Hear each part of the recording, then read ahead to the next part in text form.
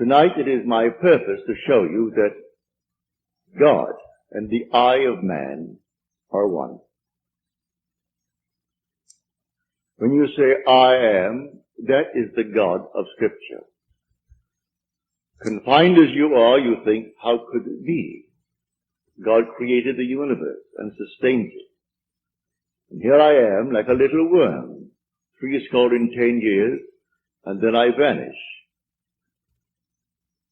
But now let us turn to Scripture. We turn now to the 16th chapter of Matthew. And the question is asked of the disciples, the followers, those who have heard him. And he said to them, who do men say that the Son of Man is? And they reply, well, some say John the Baptist, come again. Others, Elijah. Others, Jeremiah, or one of the prophets. And then he said to them, but who do you say that I am? And the spokesman called Peter answered and said, thou art the Christ, the Son of the living God. And he said to him, blessed art thou, Simon Bar-Jonah, for flesh and blood could not have told you this, but my Father who is in heaven. So here he equates the Son of Man with the eye of man, not the organ that sees or through which you see, but your sense of awareness, that I amness, when you are aware of being, your consciousness, your human imagination.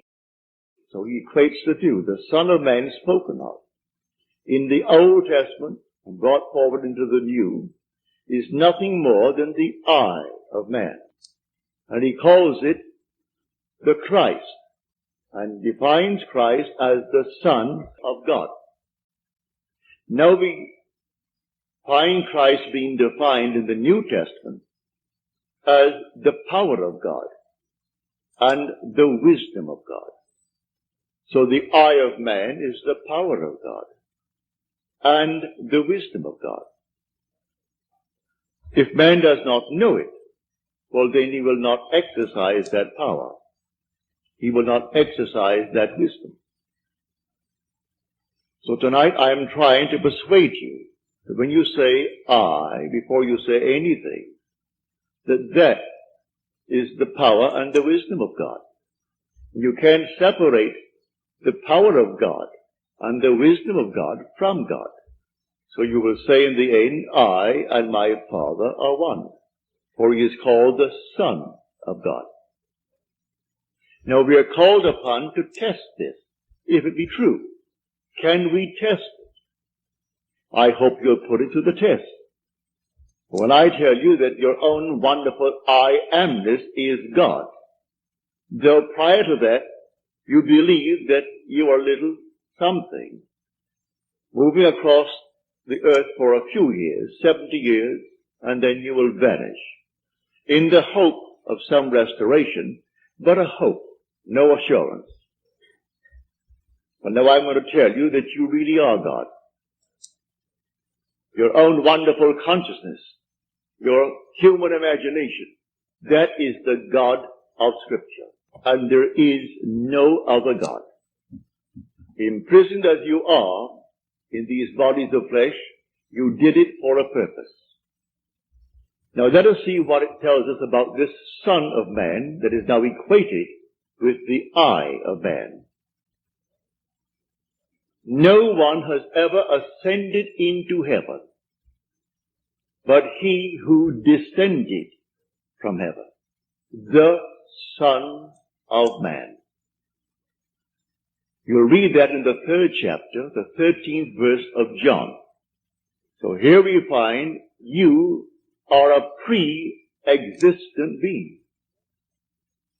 No one can ascend into heaven but he who descended from heaven, the Son of Man. Your ascension in the next verse, the 14th verse, is showing you how you ascend. As Moses lifted up the serpent in the wilderness, so must the Son of Man be lifted up.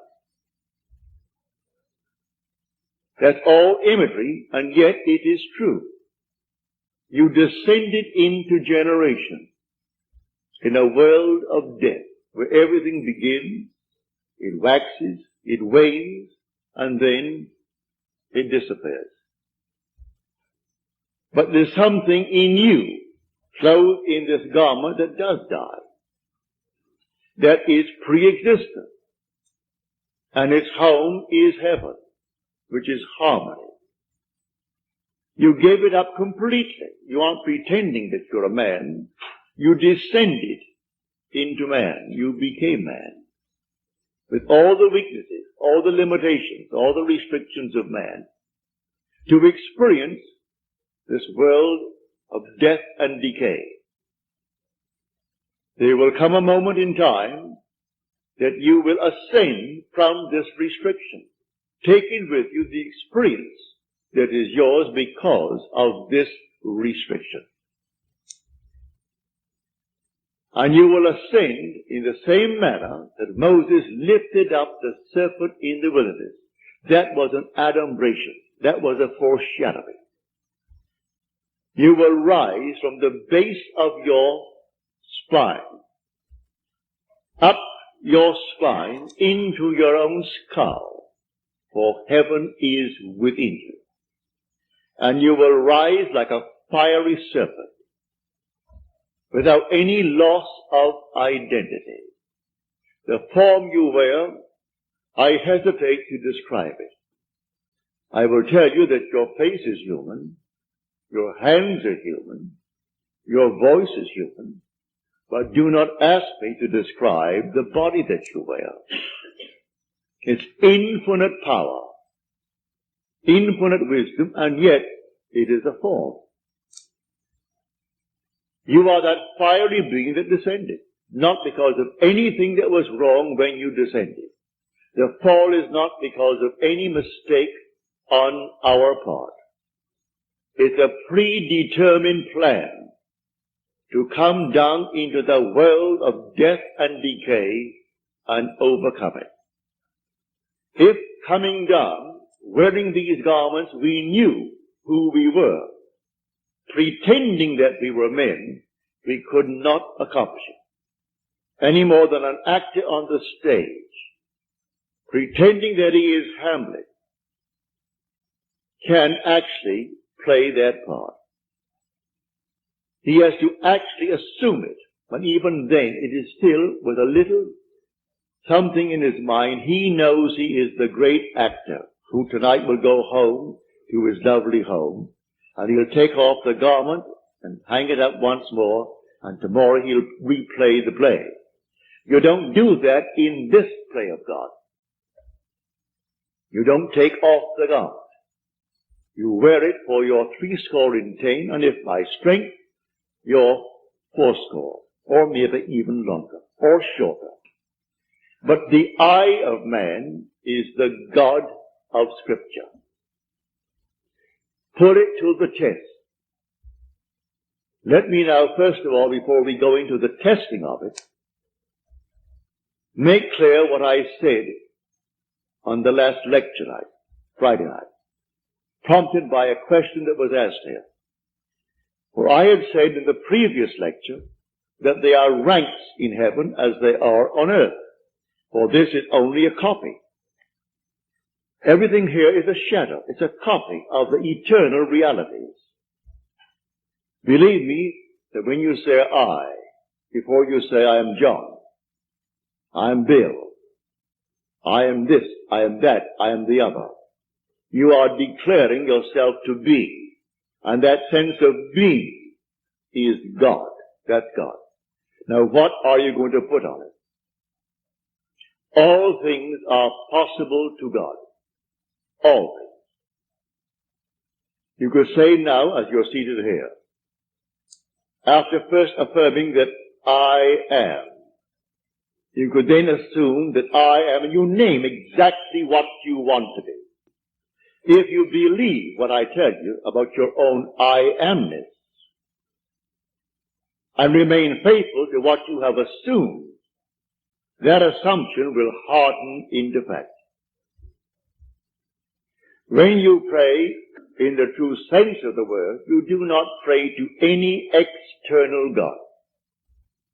Everything he creates from within himself. And this pattern, the individual awakens within himself. And who does it? The I of man. And that is God. Now tonight you can test it, as you are called upon to test it. Test yourselves and see. Do you not realize that Jesus Christ is in you?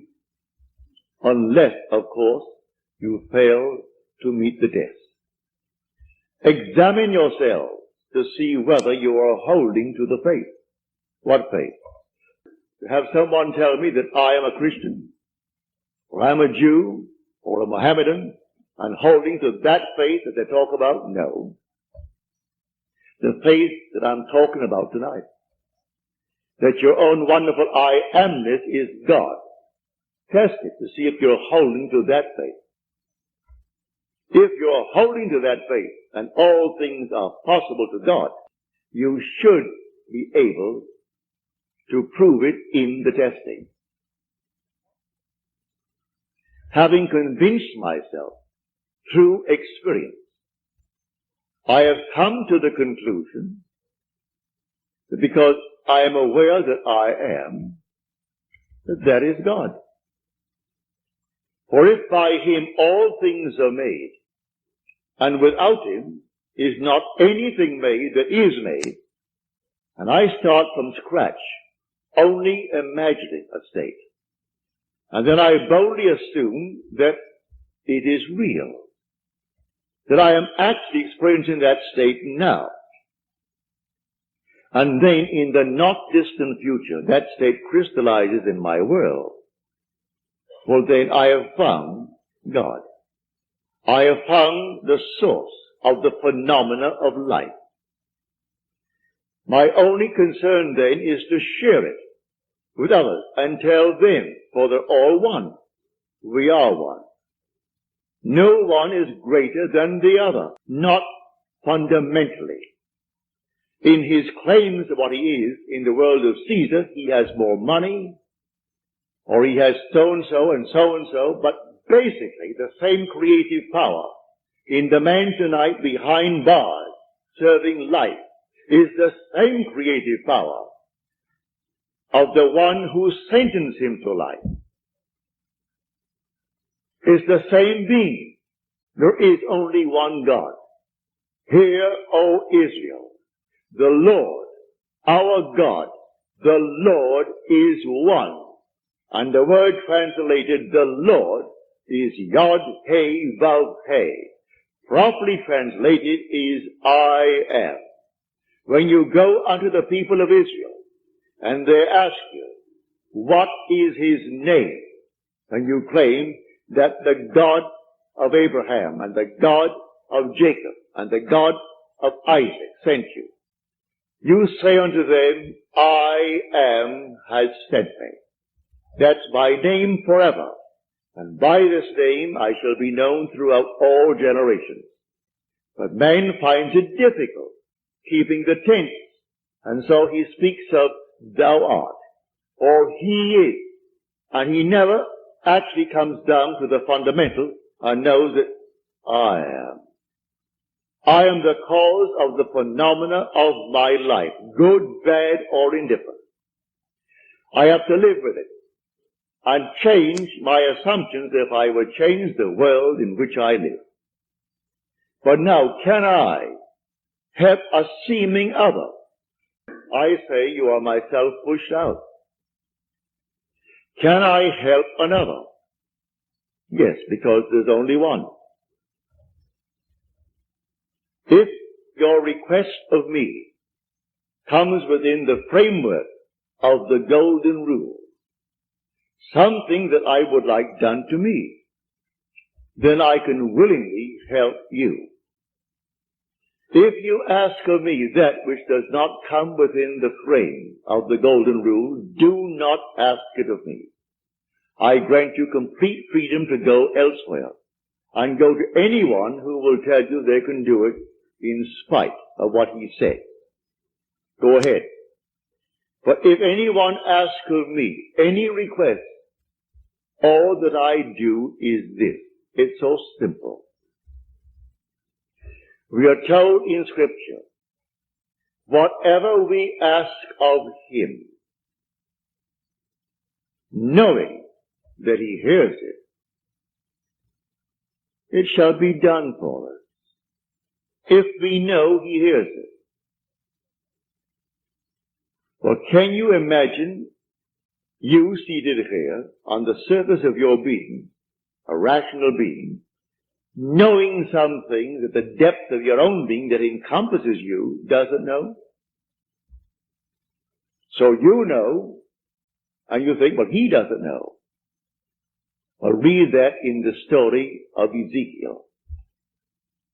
You'll read it in the 38th chapter. And these are the elders of Israel that went into the dark room.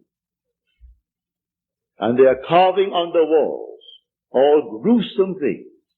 And they said within themselves, the Lord does not see us. And the Lord is speaking to his prophet Ezekiel. And he said, the elders of Israel say that I do not see them. And watch what they're doing.